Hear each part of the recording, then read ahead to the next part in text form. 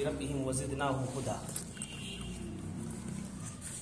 مختصر وقت کے اندر کچھ باتیں نصیحتاً کچھ باتیں عرض کرنے کے تعلق سے کہا گیا ہے، تو اس ضمن کے اندر جو مجھے سمجھ میں آ رہا ہے کہ کچھ ایسی باتیں جو آج کے دور کے اندر الجھنوں کے طور پر نوجوان ہو یا ہمارے بڑے ہوں جو شکار ہوتے ہیں، ان الجھنوں کا تذکرہ کر دیا جائے اور پھر ان کا حل بھی بیان کر دیا جائے۔ ان میں پہلی جو الجھن ہے جو نوجوانوں کو ورگلایا جاتا ہے وہ ہے کہ علم کے تعلق سے، کہ دینی علم یا دنیاوی علم۔ تو لوگوں کو، ہمارے نوجوانوں کو یہ دھوکہ دیا جاتا ہے کہ علم کے اندر دینی علم ہو یا دنیاوی علم ہو، اس میں کوئی فرق نہیں ہے، دینی علم یا دنیاوی علم اس میں کوئی فرق نہیں ہے۔ تو یہ بات یاد رکھی جائے کہ دینی علم اور دنیاوی علم کے اندر زمین اور آسمان کے برابر فرق ہے۔ کیسے فرق ہے؟ دین کا علم، بنیادی علم جو ہے اس کو حاصل کرنا فرض ہے، دین کا بنیادی علم حاصل کرنا فرض ہے، دنیا کا علم حاصل کرنا فرض نہیں ہے۔ دین کا بنیادی علم آپ سنتے رہتے ہوں گے کہ دین کے بنیادی جو اصول ہیں، تین جو بنیادی اصول ہے، اللہ کی معرفت، اللہ کی ذات کو پہچاننا، رسول کی معرفت اور دین کی معرفت، یہ تین چیزیں ہیں۔ اگر یہ تین چیزیں ہم جان گئے تو ان کا فائدہ یہ ہوگا کہ یہی تین سوال کل میری اور آپ کی قبر میں، ہماری قبر کے اندر ہم سے یہ سوالات اٹھیں گے، یہی سوالات کل میری اور آپ کی قبر میں ہم سے قبر کے اندر یہی سوالات کیے جائیں گے، تمہارا رب کون ہے، تمہارا دین کیا ہے، تمہارا نبی کون ہے۔ ٹھیک ہے؟ تو دینی علم اور دنیاوی علم کے اندر زمین اور آسمان کے برابر فرق ہے۔ جیسا کہ میں نے کہا کہ دین کا بنیادی علم حاصل کرنا ہمارے پر فرض ہے، چاہے وہ مسلمان مرد ہو یا عورت ہو، اور دنیاوی علم کا حاصل کرنا فرض نہیں ہے۔ اگر آدمی کوئی ڈاکٹر بنتا ہے اس کی مرضی ہے، ڈاکٹر نہیں بنتا اس کی مرضی ہے، لیکن یہاں میں اس بات کا انکار نہیں کر رہا ہوں کہ دینی علم، دنیا کا علم حاصل کرنا ہی نہیں چاہیے۔ دنیاوی علم ہمیں اتنا حاصل کرنا چاہیے کہ ہم چاند کے اوپر کمندیں ڈال دیں، یہاں تک حاصل کرنا چاہیے، لیکن دینی علم اور دنیاوی علم کے اندر یہ فرق ہے۔ یاد رکھنا چاہیے کہ دین کا بنیادی علم حاصل کرنا فرض ہے، دنیا کا علم حاصل کرنا فرض نہیں ہے۔ اب دوسرا مسئلہ یہ ہے کہ علم کیسے حاصل کیا جائے، یہ بڑا سوال ہے۔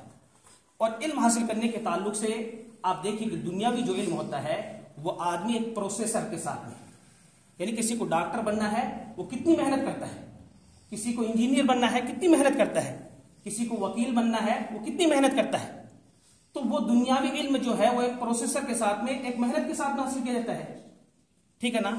لیکن دینی علم کے تعلق سے آج ہمارا رویہ کیا ہو گیا کہ ہر کوئی ایرا غیرا نتو خیرا جس نے ایک ویڈیو دیکھ لیا یا ایک کتاب پڑھ لی وہ ہمیں فتوے دینے لگا، وہ ہمیں باتیں بیان کرنے لگا۔ کسی نے ایک موبائل کیمرہ رکھا اور مائک رکھا، وہ تقریریں کرنے لگے، ہم اس سے علم حاصل کرنے لگے۔ یہ ہم نے دین کا مذاق بنا دیا۔ ایک سبزی بیچنے والا دین کی باتیں ہمیں بتا رہا ہے، یہ دین کا مذاق ہے میرے بھائی اور دوستوں۔ دینی علم ہم اسی سے حاصل کریں جس کے پاس میں دین کا علم ہے، جس کے پاس میں دین کا علم ہے، اور دین کا علم صحیح معنوں میں کتاب و سنت، اللہ کی کتاب قرآن مجید، پیارے نبی صلی اللہ علیہ وسلم کی احادیث کی روشنی میں جو ہمیں دین کا علم سکھلا سکتا ہے، ہم اسی سے دین کا علم حاصل کریں۔ اس طریقے سے دنیاوی علم ہم اسی سے حاصل کرتے ہیں جس کے پاس میں دنیا کا علم ہے، کسی دوسرے سے حاصل نہیں کرتے ہیں۔ تو ہم دین کا علم بھی اسی سے حاصل کریں جس کے پاس میں دین کا علم ہے۔ اب اس کے بعد میں ایک الجھن آتی ہے جسے کہا جاتا ہے سیاسی الجھن، نہیں، اس سے پہلے ایک الجھن آتی ہے عمل کے تعلق سے۔ عمل کے معاملے کے اندر بھی ہم افراط و تفریط کے شکار ہو جاتے ہیں۔ افراط و تفریط کا مطلب یہ ہے کہ کچھ لوگ تو ہیں کہ جو عمل کے معاملے میں حد سے آگے بڑھتے ہیں، یعنی غلو کرتے ہیں۔ دیکھیں صحابہ اکرام بھی جذباتی ہو جایا کرتے تھے عمل کے معاملے میں۔ آپ نے سنا ہوگا نا واقعہ کہ کچھ صحابہ اللہ کے رسول صلی اللہ علیہ وسلم کی امہات کے پاس میں آئے اور اللہ کے رسول صلی اللہ علیہ وسلم کی زندگی کے احوال انہوں نے معلوم کیے۔ تو پھر کسی نے کہا کہ اب میں تو شادی ہی نہیں کروں گا تاکہ شادی کا جھنجھٹ ہی نہیں ہو، اولاد کا جھنجھٹ ہی نہیں ہو، اور میں اللہ کی عبادت کرتا رہوں گا۔ کسی نے کہا کہ میں روزہ ہی رکھوں گا، کسی نے کہا کہ میں رات کو سوؤں گا ہی نہیں، عبادت ہی کرتا رہوں گا۔ تو اللہ کے رسول صلی اللہ علیہ وسلم نے ان کو بلا کر کیا کہا کہ میں تم سے زیادہ اللہ سے ڈرتا ہوں، میں تم سے زیادہ اللہ سے ڈرتا ہوں، میں سوتا بھی ہوں، میں شادی بھی کرتا ہوں، میں روزے بھی رکھتا ہوں، افطار بھی کرتا ہوں، وغیرہ وغیرہ آپ نے تفصیل بیان کی۔ تو آپ نے کہا کہ فمن رغب عن سنتی فلیس منی، جو میری سنت سے اعراض کرے گا ان سے نہیں ہے۔ تو عمل کے معاملے میں افراط و تفریط، یعنی حد سے آگے بڑھ جانا یا سرے سے عمل ہی نہیں کرنا، اس کا شکار ہمیں نہیں ہونا چاہیے۔ اور عمل ہمیں وہی عمل کرنا چاہیے جو مشروع عمل ہے، جو اللہ کے رسول صلی اللہ علیہ وسلم نے جو عمل ہمیں بتایا اسی طریقے کا عمل ہونا چاہیے۔ اسے اپنی منمانی یہ بدعات کے اندر شمار ہو جائے گا، اپنی طرف سے کرنا یہ بدعات میں شمار ہو جائے گا۔ تو عمل کے معاملے میں نہ حد سے آگے بڑھنا، نہ بالکل سرے سے عمل نہ کرنا، کیونکہ یہ مسئلہ ایک بڑا اہم مسئلہ ہے، یہ بڑا اہم مسئلہ ہے۔ تو عمل کے معاملے کے اندر بھی افراط و تفریط کا شکار ہونے سے ہمیں بچنا۔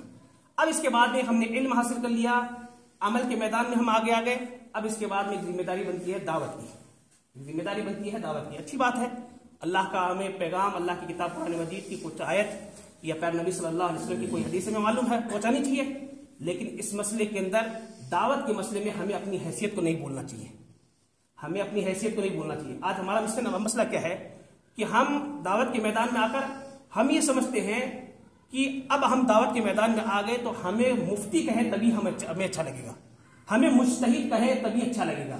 ہم مفتی اور مجتہد کے بغیر تو اپنے لیے پسند ہی نہیں کرتے ہیں کہ اب ہمیں بڑا علامہ کہا جائے تبھی ہمیں کیا ہے سکون ملے گا۔ نہیں، ہمیں اس مسئلے کے اندر اپنی حیثیت کو نہیں بولنا چاہیے۔ دعوت کے مسئلے کے اندر یہ ہے کہ ہمارے پاس میں جتنا علم ہے اتنا علم ہم پہنچیں، اس سے آگے نہیں بڑھے۔ آج ہوتا کیا ہے، کسی کے پاس میں ایک آیت ہے، ایک آیت کے تعلق سے اگر اس کو علم ہے، اب وہ اسی آیت کے اندر زیرہ بحث کرنے لگتا ہے۔ میں آپ کو بات بتاؤں، بڑی بات لمبی ہو جائے گی۔ حضرت ابراہیم علیہ السلام کا واقعہ آپ لوگوں نے سنا ہوگا کہ ابراہیم علیہ السلام جب بادشاہ وقت کے سامنے جب کھڑے ہوئے تو بادشاہ وقت سے کہا کہ میرا رب وہ ہے جو زندہ بھی کرتا اور مارتا بھی ہے۔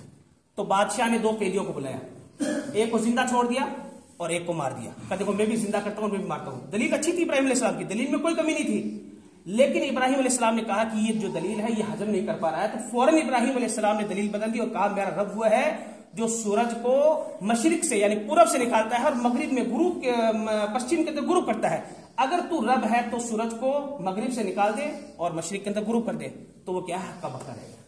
تو آج ہم کیا ہے کہ ہم دعوت کے میدان میں آ جائیں پھر اپنی حیثیت کو بھول جاتے ہیں۔ تو دعوت کے میدان میں آنے کے بعد میں پہلی چیز علم حاصل کرنا، اور پھر اس کے بعد میں عمل کے میدان کے اندر عمل ہونا چاہیے، یہ عمل شرط ہے ہمارے لیے، اور پھر اس کے بعد کے اندر دعوت کے میدان میں جب ہم آئے تو پھر وہاں اپنی حیثیت نہیں بھولیں۔ اس کے بعد کے اندر ایک چیز ہے سیاسی الجھن۔ سیاسی الجھن کا مطلب میں یہ نہیں کہوں گا کہ آپ کو جو سیاسی پارٹیاں جو آج ہمارے ہندوستان میں بنی ہوئی ہیں ان پارٹیوں کو آپ جوائن کرو، نہیں۔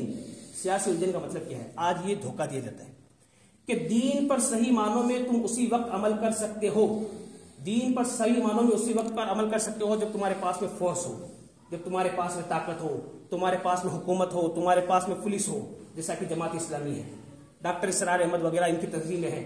ان کا مشن کیا، یہی تو دعوت ان کی کہ آپ اقامت دین کے نام پر آج دھوکہ یہ دیتے ہیں، اقامت دین کے نام پر یہی دھوکہ دیتے ہیں کہ دین پر صحیح معنوں میں تم اسی وقت عمل کر سکتے ہو جب تمہارے پاس میں فورس ہو، تمہارے پاس میں طاقت ہو، تمہارے پاس میں حکومت ہو۔ میرے بھائی دوستو، قرآن مجید کی سورہ کہف کی جو آیت میں نے آپ کے سامنے خطبہ مسنہ کے بعد میں پڑھی، آپ دیکھیے اصحاب کہف کا واقعہ اللہ رب العالمین اس سورہ کے اندر بیان کرتا ہے۔ اصحاب کہف کون تھے؟ چند نوجوان تھے کھڑے ہوئے اللہ کے توحید کے لیے، اللہ رب العالمین نے ہدایت سے نواز دیا۔ جب بادشاہ وقت کے سامنے گئے، بادشاہ وقت سے ان کا مقابلے کی طاقت نہیں تھی، شہر کو چھوڑ کے چلے گئے، غار میں چلے گئے، اپنے ایمان کو محفوظ رکھا، اپنے ایمان کو محفوظ رکھتے ہوئے غار کے اندر چلے گئے، کوئی مسئلہ نہیں ہے، حکومت سے نہیں ٹکرائے، حکومت سے نہیں ٹکرائے وہ لوگ۔ تو ہماری شریعت بھی ہمیں یہ حکم دیتی ہے کہ دین کے مسئلے میں عقیدے کے اوپر ایک آدمی صحیح عقیدے کی بنیاد پر اچھا انسان بن سکتا ہے۔ کوئی ضرورت نہیں ہے اس کے لیے کہ اس کے پاس میں حکومت ہو، کوئی ضرورت نہیں ہے کہ اس کے پاس میں فورس ہو، کوئی ضرورت نہیں ہے کہ اس کے پاس میں طاقت ہو۔ آدمی کے پاس میں اس کا ایمان پختہ ہے، اس کا عقیدہ درست ہے، وہ کتاب و سنت پر صحیح معنوں کے اندر عمل پیرا ہے، کوئی ضرورت نہیں اسے طاقت کی، وہ اچھا مسلمان ہے، اچھا مسلمان کہلانے کا وہ حقدار رکھتا ہے۔ تو اگر کوئی یہ کہتا ہے کہ پھر مسلمان وہاں پریشان ہے، یہ پریشان حال ہے، تو بھائیوں پریشان حال ہے تو اللہ کے رسول صلی اللہ علیہ وسلم کی زندگی کو یاد کیجیے نا، کہ اللہ کے رسول صلی اللہ علیہ وسلم کے دور کے اندر مکہ کے جب لوگ مسلمان پریشان تھے، مدینہ ہجرت کر کے گئے، تو اللہ کے رسول صلی اللہ علیہ وسلم نے انصار اور مہاجرین کا جو معاہدہ کروایا، ان کے اندر جو بھائی چارہ قائم کروایا، وہی رویہ آج بھی اختیار کر لیجیے۔ کوئی مسلمان پریشان حال ہے، کہیں ستایا جا رہا ہے، تو اس کو بلا لیجیے اپنے گھر کے اندر، اپنی پراپرٹی میں سے آدھا حصہ دے دیجیے، کوئی مسئلہ نہیں ہے، ہمیں کوئی اعتراض نہیں اس کے اوپر، یہ رویہ اختیار کیجیے۔ یہ حکومت سے ٹکرانا، یہ نعرے بازی، یہ جلوس، یہ جھنڈے نکالنا، یہ شریعت اس کی اجازت نہیں دیتی ہے، یہ شریعت ہمیں اس بات کی اجازت دیتی ہے ہم اپنے ایمان کو پختہ رکھیں۔ ہمارے بھائی پریشان ہے، ہم اپنی حیثیت کے مطابق جتنی مدد ہو سکے اتنی مدد کر لیں، کوئی مسئلہ نہیں ہے اس کے اندر۔ یہ ہمارا رویہ ہونا چاہیے، یہ ہے سیاسی الجھن، اور الجھن سے اسی طریقے سے ہم باہر نکلیں کہ ہمارا ایمان پختہ ہو، ہم عقیدہ توحید پر مضبوطی سے قائم ہوں، اور جہاں اپنے بھائی پریشان حال ہوں، مصیبت زدہ ہوں، ان کی جس طریقے سے ہماری مدد ہو سکے ہم مدد کر لیں۔ اب اس کے علاوہ یہ سیاسی الجھن کے اندر مبتلا ہونا کہ ہم دین پر اسی طریقے سے صحیح معنوں میں عمل کر سکتے ہیں جب ہمارے پاس میں فورس ہو، ہمارے پاس میں طاقت ہو، یہ وغیرہ وغیرہ، یہ سب کے سب بیکار ہے. شریعت اس بات کی کبھی بھی اجازت نہیں دیتی ہے، بلکہ شریعت اس بات کا ہمیں حکم دیتی ہے کہ صحیح معنوں کے اندر ایک آدمی کے پاس میں اگر ایمان پختہ ہے، اس کا عقیدہ درست ہے، تو وہ صحیح معنوں میں سب سے اچھا مسلمان ہے. اس کے بعد کے اندر ایک الجھن آتی ہے جسے کہا جاتا ہے منہجی الجھن، جس کے تعلق سے بھی مجھے بولنے کے لیے کہا گیا تھا، وہ ہے منہجی الجھن. منہجی الجھن کا مطلب کیا ہوتا ہے؟ منہج کا مطلب ہوتا ہے طریقہ. منہج کا مطلب ہوتا ہے طریقہ. دیکھیے، منہجی الجھن کا مطلب یہ ہوتا ہے کہ لوگ یہ سمجھتے ہیں کہ کوئی بات بیان کر رہا ہے، ایک آدمی یہ بیان کرتا ہے کہ یہ قرآن کی دلیل ہے، قرآن کی حدیث. میں آپ کو صحیح طریقے سے اس بات کو اس طریقے سے سمجھاؤں کہ تقلید کا مسئلہ جو آپ سنتے ہیں نا، تقلید شخصی، کسی ایک آدمی کی معین تقلید کرنا.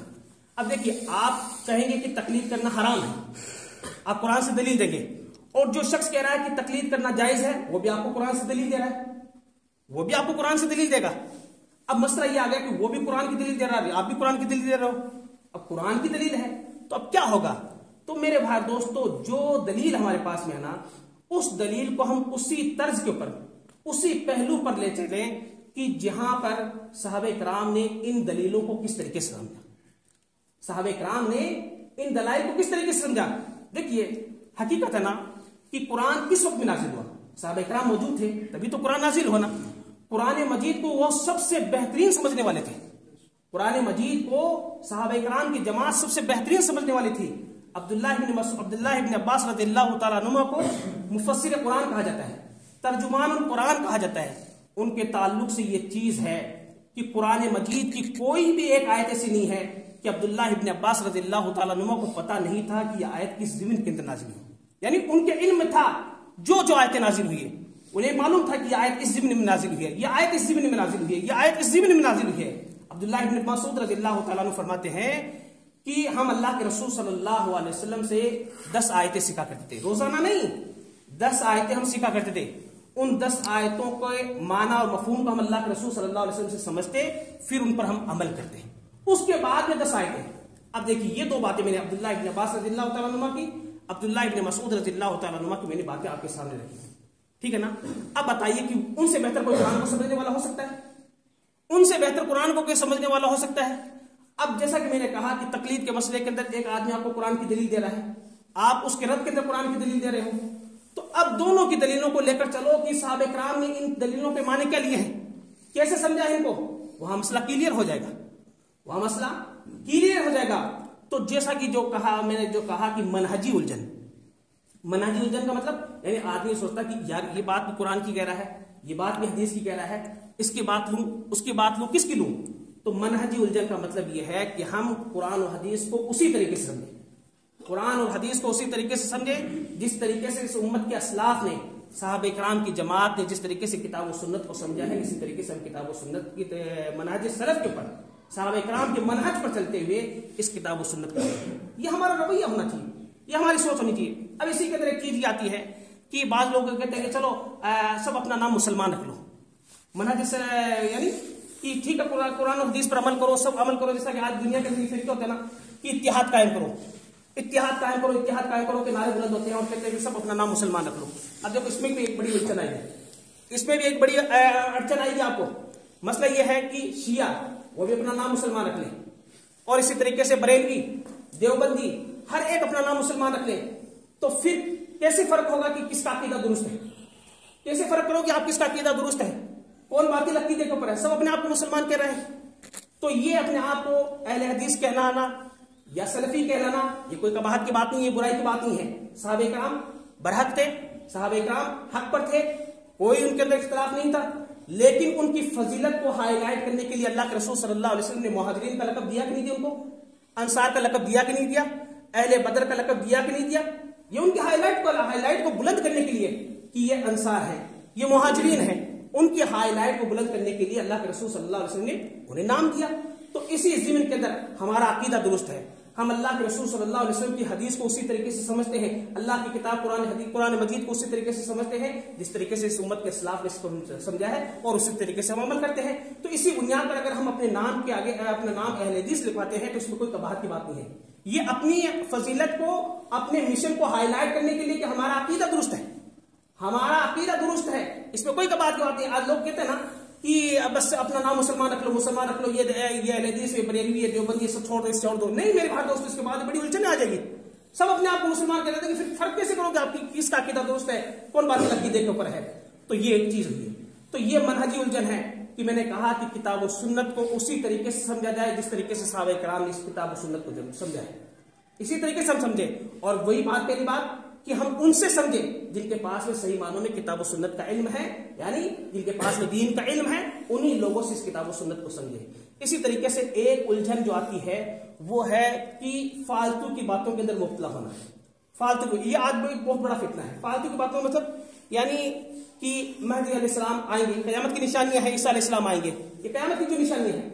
اب ان کے تعلق سے ہوتا ہے کہ آدمی ان جلوں کے اندر یا ایسی باتوں کی، فالتو کی باتوں میں مبتلا ہو کر ہر ایک کسی کو مہدی بنا دیتا ہے، ہر ایک کسی کو. ابھی جیسے یہ اورنگ آباد کے اندر، مہاراشٹر کے اورنگ آباد کے اندر، اور جو شخص دربنگا کے اندر پیدا ہوا شکیل بن حنیف کا نام کا، شکیل بن حنیف نام کا ایک شخص ہے جس نے مہدی ہونے کا دعویٰ کر دیا، مہدی ہونے کا دعویٰ کر دیا. اور اس سے پہلے اسی شخص نے عیسیٰ علیہ السلام ہونے کا دعویٰ کر دیا، جبکہ عیسیٰ علیہ السلام اور امام مہدی یہ دونوں الگ الگ شخصیت ہیں، یہ دونوں الگ الگ شخصیتیں ہیں.